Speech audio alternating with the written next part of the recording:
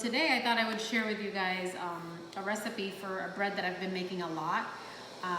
And I make this bread for my family, you know, at least once a week is what it's happening, sometimes even more, because if I do it over the weekend, like on a Friday, it's gone, usually by Sunday or Monday morning. It's from a really old book that I have. It's in Spanish, but it's Cuban bread, pan Cubano. And I've made this bread for a long time, for years, for my family,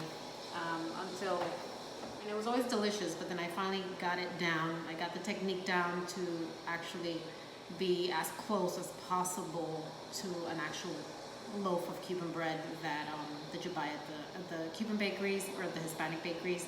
I make them kind of like, just like the picture here of these people that are on the recipe. They're more like, you know, round, almost hamburger size breads. You can make them smaller. You can make a loaf. The loaf just is more what they sell at the bakeries. But anyways, I'm going to show you what I have here. It's very, very simple. You really don't need a lot of ingredients. I know some people have been having trouble finding flour. I always have flour, so I was never without it. But I have been able to find flour, so that's great. So you're gonna need all-purpose flour. The recipe actually calls for bread flour, which has more gluten content in it. But if you don't have that, all-purpose flour works, honestly, just the same. You're also gonna need yeast, and this one, that's another thing a lot of people are not being able to find. I actually buy this in bulk at Sam's, so I always have, and I keep it in the fridge. So it's instant yeast that you're gonna need. You're going to need olive oil. This is extra virgin olive oil. We have some pink salt. You're gonna need a little bit of sugar. And we're also gonna need a bowl, you know, medium size, or this is actually a large bowl. And we're gonna need some warm water, okay? So this is a cup and a half of warm water. It cannot be hot and it cannot be cold. It has to be warm to the touch, and that just means, and my hands are clean, and once you put your finger in the water, you're not burning, but you can feel it. It's warm, okay? So you put your water in your bowl, and then you're gonna need 1 tablespoon of this instant yeast. If you buy the packets, it's one packet is what this is. 1 tablespoon. You're just gonna put it over the warm water. Then you're going to add a little bit of sugar. I'll tell you exactly how much sugar that is. So we need a half of a tablespoon of sugar, any sugar. This just happens to be white sugar. This is a half of a tablespoon, and we're gonna sprinkle it over. Okay, and the recipe says to wait 5 minutes so that your yeast activates, and this is really important. You want to make sure that you know that your yeast is actually good. Sometimes we forget to look at expiration dates. I keep mine in the refrigerator because it lasts longer, even past the expiration date.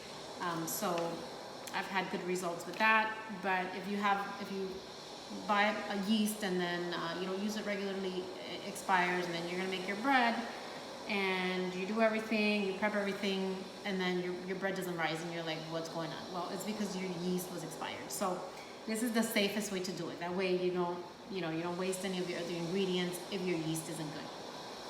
So we're gonna wait 5 minutes, and actually it calls for 2 tablespoons of olive oil.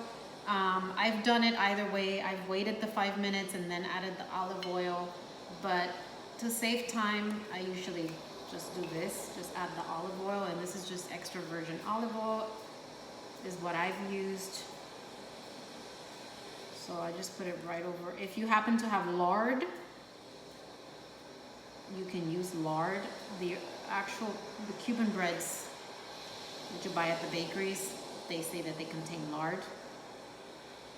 If you have it and you want to use it, you can. But olive oil is really more readily available, at least in my opinion, and it works just fine.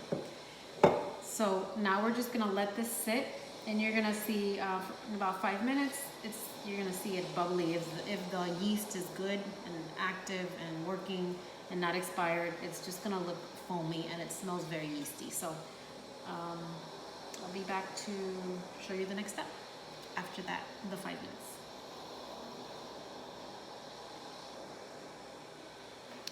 Okay, so it's been about 5 minutes and sure enough, my yeast is good.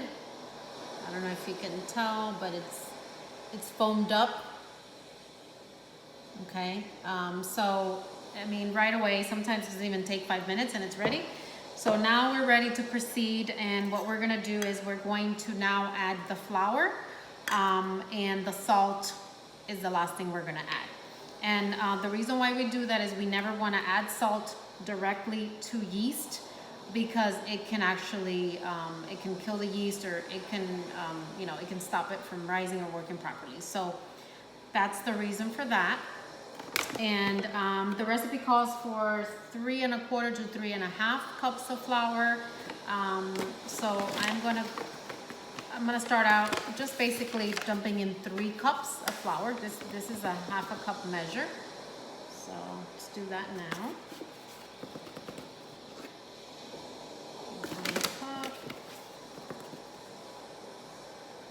1 1/2.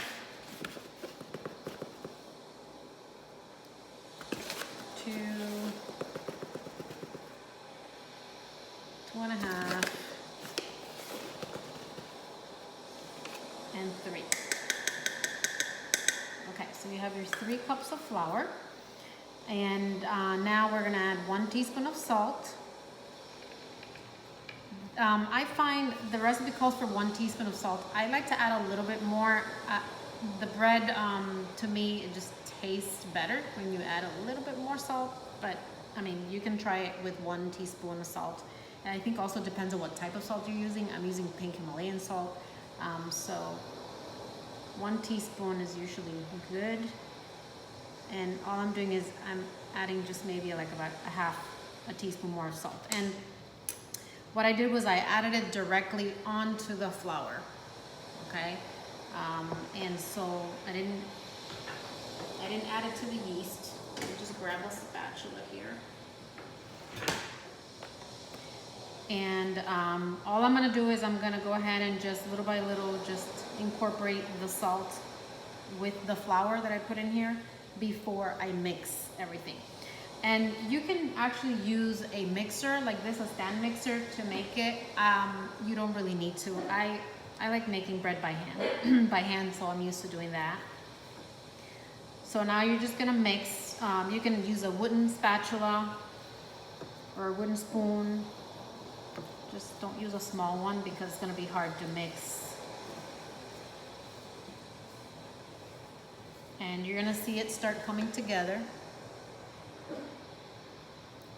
Sorry, you're gonna see it start coming together. And if you've made bread before or any type of dough, you can easily tell when it's coming together. Now this dough, I will tell you, this is the reason why I don't go a whole 3 1/2 cups, or sometimes not even 3 1/4, is because I've learned from making this dough, this bread, that the dough actually has to be sticky. It has to be kind of sticky, which is a little annoying when you're handling it with your hands, but you get the best results, and you get really close to that Cuban bread that you can get at the bakeries. If you add too much flour, then you know it'll still be bread. It'll still be good, but it'll be more like a French bread, like a sturdier bread. It's not gonna have the consistency of, again, I don't know if you guys, any of you have eaten Cuban bread before, but Cuban bread usually has a crust, you know, on top, but then when you press it and you break it open, you know, it's really soft in the middle and kind of like chewy. So it's not a dense bread at all. So that's why when you see this, I hope you can see it. It's like, oh, it's kind of like sticky, you know, that's not gonna come together, or that's not right. That's actually what you want. Okay, I may add a little bit more flour, just a little bit more. I'm gonna try just like maybe, this is a 1/4 cup.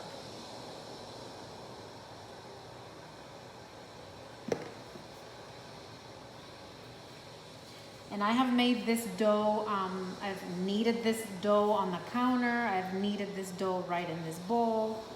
I mean, honestly, it always comes out good. So I'm gonna dump it on my counter here. And you see I added some extra flour. But if you see that happening, that's extra. You don't really need that. So you're not gonna wanna add more flour than that. And this is where your hands are gonna get messy. That's just how it's gonna go. Try to see if you guys can see the dough. And I have this, it's called the bench scraper, so that if it starts sticking too much, because again, the dough is sticky, then I can just kind of do that. So this doesn't take a lot of kneading. You're just gonna kind of, you know,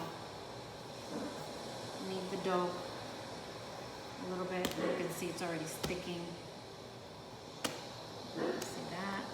And that's okay. I mean, this is how it's gonna be. So that's why I have this scraper. So you're just gonna wanna give it a few turns. You really don't have to knead this dough too much. And once you have it kneaded, I would knead it for maybe about 5 minutes. If it gets too sticky, you can get some olive oil and rub it on your hands to help you, okay? And then I'll show you what the next step is after this. So I just want to show you, even though I have this bench scraper, you see how the dough is sticking to it and I still have it in my hands. It's fine, this is what you want. And the dough is on the counter. I'm just picking it up and going like this to it. Just kind of slamming it on the counter. And you see it's sticking, but it's still a uniform dough, okay? So this is what you want. And you can do this for about 5 minutes. Then we're gonna put it inside a bowl that's been greased with a little bit of olive oil. We're gonna put it in there, we're gonna cover it and let it rise until double. And depending on the temperature in your kitchen and where you live, it's gonna take an hour to an hour and a half or maybe 2 hours, okay? So I'll show you what that looks like.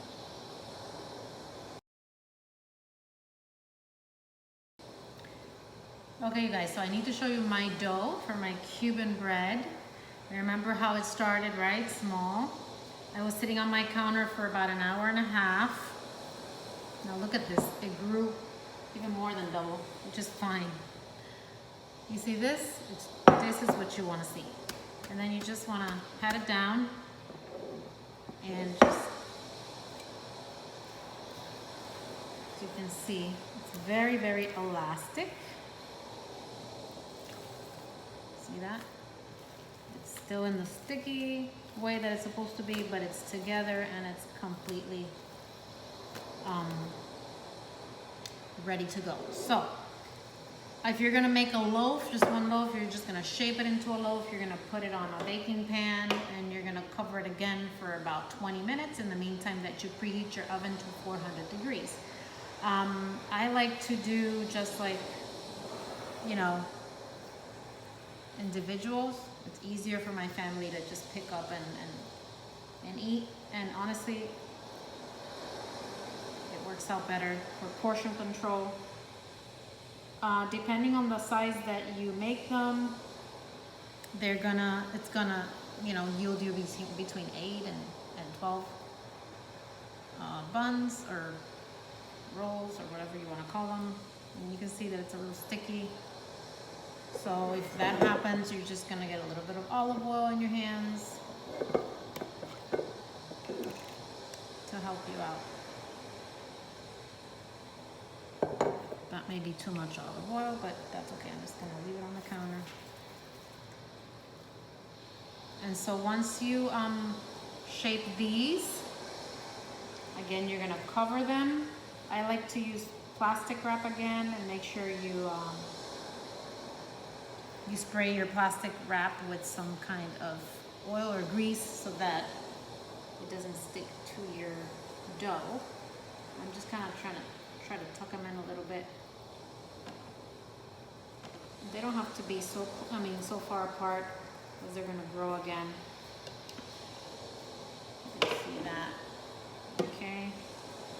So I'm gonna do that and I'm gonna show you the final product once I bake them in the oven at 400 degrees for about 15 to 20 minutes.